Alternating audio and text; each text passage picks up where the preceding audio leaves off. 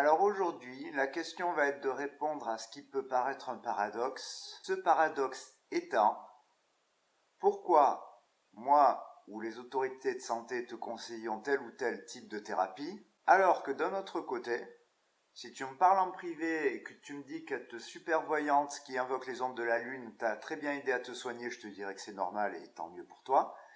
Et que si tu me dis que tu es allé voir quelqu'un qui faisait les thérapies qu'on m'a conseillées et que ça n'a pas du tout marché, je te dirais que c'est normal et que c'est un peu plus tant pis pour toi. Et pour répondre à ce paradoxe, en fait, on va prendre un autre exemple qui est celui de la cigarette. C'est-à-dire que d'un côté, on sait très bien que si tu fumes, tu fais péter tes chances d'avoir un cancer du poumon. Mais d'un autre côté, on ne peut pas prévoir si quelqu'un va avoir un cancer du poumon. Une personne peut fumer comme un pompier et jamais en avoir, et une personne peut très peu fumer et en avoir. Donc la logique sur le grand nombre n'est pas exactement la même logique sur l'individu. Tout ça parce qu'en fait, il y a plein de facteurs qui vont expliquer que tu attrapes telle ou telle maladie. Et encore plus dans les maladies psychiques que dans les maladies physiques.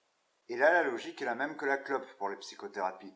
C'est-à-dire que on sait très bien, statistiquement sur un grand nombre, que certaines thérapies sont plus efficaces que d'autres. C'est un fait. Par contre, on est incapable de dire à un niveau individuel ce qui va fonctionner exactement sur une personne ou pas. Je prends l'exemple des TOC parce qu'en fait, c'est une maladie où il y a très peu de thérapies qui marchent. Donc là, la différence entre ce qui marche et qui ne marche pas est assez claire. On sait qu'à peu près, avec les meilleures thérapies que l'on présente et que l'on conseille, tu as 2/3 des chances d'avoir un effet. Ce qui laisse quand même 1/3 des personnes qui vont aller voir ces thérapeutes et qui n'auront absolument aucun résultat. Et comment savoir qui sera d'un côté ou de l'autre? On ne sait pas. Mais du coup, quelle posture je devrais adopter, moi? Est-ce que je dois conseiller du coup la thérapie qui va soigner 2/3 des gens? Ou alors, est-ce que sous prétexte que je ne peux pas prédire ce qui va marcher chez les gens, je leur dis d'aller voir la thérapie qui leur conviendrait ou qui irait pour eux, mais dans ce cas, ils risquent de perdre beaucoup de temps et d'argent parce que chez les autres thérapies, il n'y a qu'une personne sur 10 qui va y répondre au traitement. Donc en gros, si je fais une vidéo que 1000 personnes vont voir, j'ai deux solutions. Soit je conseille la thérapie qui va en soigner 650, soit je prends le risque d'en sacrifier 500 dans le tas en leur disant faites la thérapie que vous voulez, et dans ce cas, il n'y en a que 100 à peu près qui vont être soignés après avoir suivi mes conseils. Moi, le choix, je l'ai fait. Je vais conseiller pour le plus grand nombre et limiter le plus de dégâts au plus grand nombre. Et pour la clope, je ferai le même choix. Les gens sont libres de fumer ou pas. Par contre, si j'étais cancérologue, je leur conseillerais de ne pas fumer. Même si je sais que tous les individus sont différents et que je ne peux absolument rien prévoir pour les individus, je sais quand même qu'il y a des voies qui limitent les dégâts. Et je préfère conseiller ces voies-là. Mais je sais très bien qu'en réalité, une personne avec un gros trouble anxieux généralisé, une grosse personnalité dépendante, si elle se trouve, elle va voir sa voyante et elle n'est pas malade. Oui, elle a une personne qui lui dit son avenir, donc pas de problème d'incertitude avec le trouble anxieux généralisé. Et comme elle a une personnalité dépendante, elle croit vachement ce que cette personne lui dit. Du coup, plus de trouble anxieux. Tant la voyance, c'est pas une thérapie que je vais te conseiller, hein. Mais moi, j'ai juste envie de dire tant mieux pour elle. Et qu'elle vive sa vie pleine de bonheur et de joie. Mais en tant que personne qui peut être écoutée par beaucoup de personnes, jamais je te dirai de faire ça et de tâtonner. Je te dirai à la solution quelle plus de chances de t'en tirer le plus rapidement possible.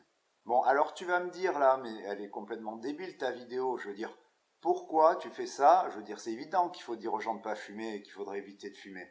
Oui, alors comme ça a peut-être l'air évident, mais en fait ça l'est pas. Ça l'est pas parce qu'en fait, t'as plein de psys qui vont faire le choix philosophique inverse. Et ils ont tout à fait le droit de le faire. Et eux pensent, comme on est des individus et qu'on ne peut pas prévoir ce qui va se passer en nous, et bien dans ce cas, c'est aux gens de faire la thérapie qu'ils veulent.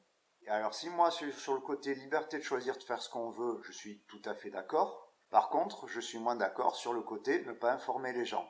Si le personne toquée veut aller voir le voyant ou veut aller se faire masser les pieds pour soigner ses tocs, il a tout à fait le droit et je l'empêche de rien, comme une personne a le droit de fumer si elle a envie de fumer. Par contre, je pense qu'il faut au moins informer cette personne sur les possibilités qu'elle a. Et s'ils ont dit par rapport au tox, si vous faites cette thérapie, vous avez 2/3 de chance de vous en sortir, là vous en avez 2/3, là vous en avez 1/3, là vous en avez 10%, moi je pense que c'est plutôt honnête. Ça me dérange, mais ça c'est que personnel.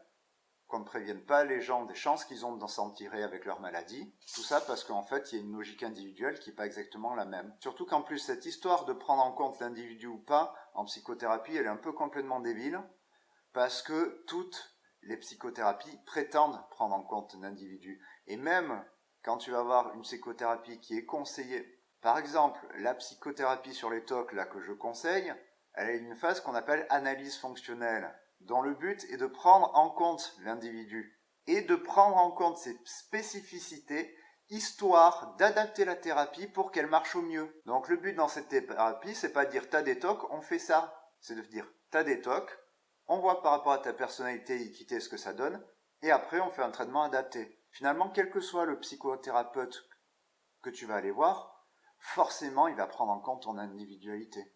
Sinon, il a été mal formé, ou sinon il s'est foiré, parce que ça arrive de se foirer des fois.